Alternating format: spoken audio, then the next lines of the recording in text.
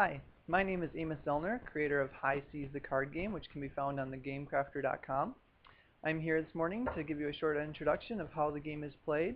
You'll find that your first couple games take about 30 minutes per player, but after that your time will speed up. High Seas is very easy to set up. There are 4 decks with different colored backs. For example, there's the black deck, which is resources, such as wood, gold, food. There's a blue deck, which is ports. These are places you can sail to throughout the course of the game. There's a red deck, which has crew member. These are crew that will give you special powerful actions.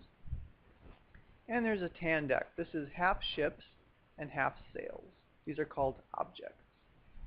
There's also a set of green cards that say starting card on the back. These are the cards that are dealt out at the start of the game. Each player will receive one home port. For example, this card is France.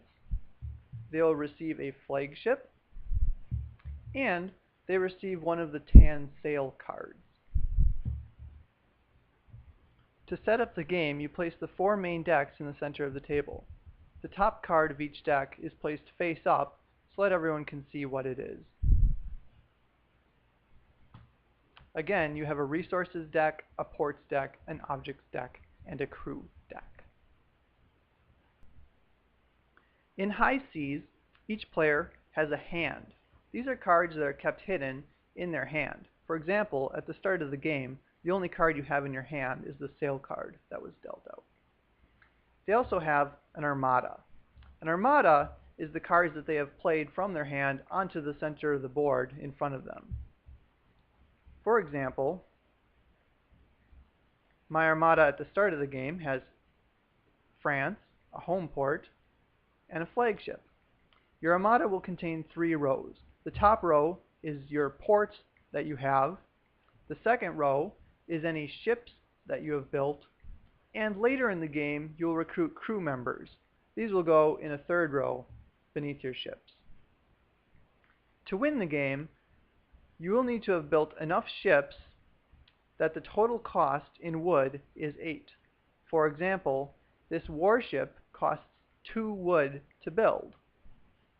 If I had built 4 of these, I would win the game.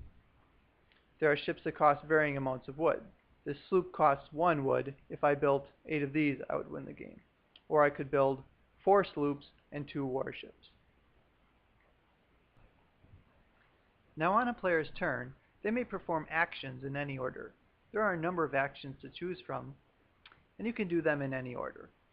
There are also one-time actions, which can be taken once per turn. These are actions which are printed on cards in your armada in brown text. For example, your flagship has 2 one-time actions, explore 1 card and draw 1 card. And there are also unlimited actions. These actions can be taken any number of times per turn, as often as you want. For the one-time actions, you just read what it says and do it. So on your flagship, each turn you will be able to do these. The first one is explore 1 card. To explore 1 card, you select any of the 4 main decks, and you can look at the next card that's underneath the top card. So for example, if I was looking for gold, I would explore the resources deck, which right now has a stone on the top. I move the stone to another deck beside it, which will be called the explored pile, and then anytime a card is face down on a deck, you flip it over, so this top resource card now gets flipped over. It is a wood. I was looking for gold. So I don't really need that card.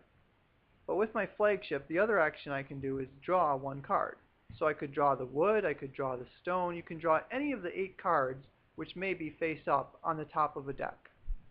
In this case, I'll just draw this ship card here.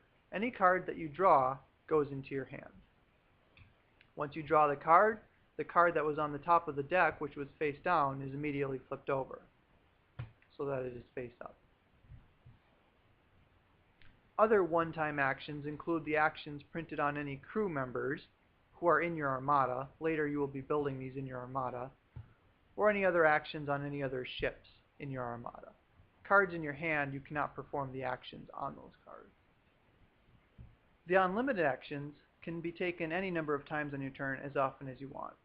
The first action that is unlimited is sail to a port. In order to sail to a port, you must have a sail card in your hand and a port card.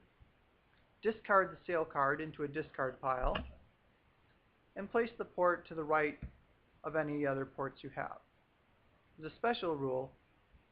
Any ports that you had that did not have a fort on them, which will be explained later, will be immediately discarded. So if I sail to this port, I can leave it there, but if I were to later sail to another port, I would have to discard this first port unless I had built a fort on it. When you sail to a port, you immediately receive the reward that's shown in the picture of the white sail near the top of the card. So for example, if inside of the sail it said +2 gold, you would immediately pick up 2 gold. You can pick these up from the discard pile or from in the explored pile, or if you have to, you can pick the deck up and start from the bottom and look for the gold. Any player can request a shuffle if someone's looked at the deck. Another action that you can do is build a fort. Once you've sailed to a port, if you sail to another port, that first one will go away, unless you have a fort on it. To build a fort, you must have a stone card in your hand and a port that you've sailed to. Slide the stone underneath the port card, or if you prefer, you can put a Monopoly house on the port card. You just need some way to indicate that the port is now fortified and has a fort on it. For purposes of text in the game, the card is still a port, but it is also a fort. Another action that you can do whenever you want is build a ship. In order to build a ship, you must have space for the ship. You cannot have more ships than forts. So since I right now have 2 forts, I could build at most 2 ships. To build a ship, you must have a ship card in your hand. Each ship has a number of wood that it costs to build. This sloop costs 1 wood, as indicated on the card. So I would also need 1 wood card. Discard the wood and place the sloop in your armada. I now have an additional action that I can perform once per turn for the rest of the game. This sloop card says that I can explore 1 card, so I'll be able to explore an additional card every turn. Another action that you can do is recruit a crew. In order to recruit a crew, you must have space for the crew.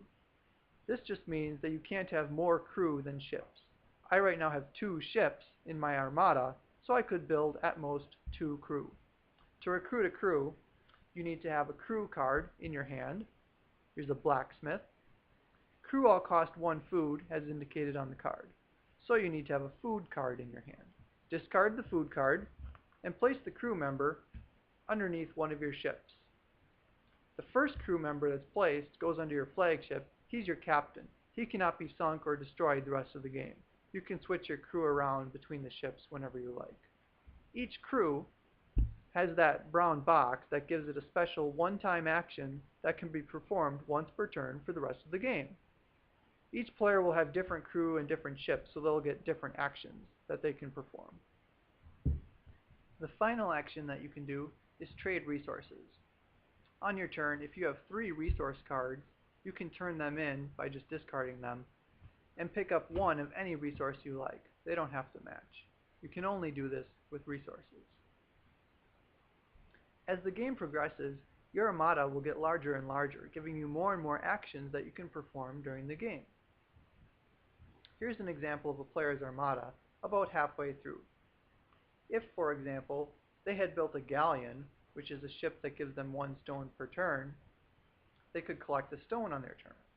If they had an alchemist, who is a crew member who turns any card into gold, they could then turn the stone into a gold. If they had the fort Cartagena, which lets you pay a gold to get a wood, they could then discard the gold and pick up a wood. Each crew member in the deck has a unique action. Each port in the deck has a unique port reward as well as a fort action, and each of the 5 ships have different things that they can do. So the combinations are pretty much unlimited, and you can find your own strategy and try to be the first player to get to 8 points. So that's a basic introduction to High Seas the card game. The rules are available online for free download. These explain some additional situations and things that can come up and some clarifications, as well as a few other rules with the actions on the card. Since the crew, ships, and ports have unique actions, there are a number of things you can do that I haven't talked about here. If you have any questions, you can post to the Facebook page. Otherwise, I hope you enjoyed watching and have a great day.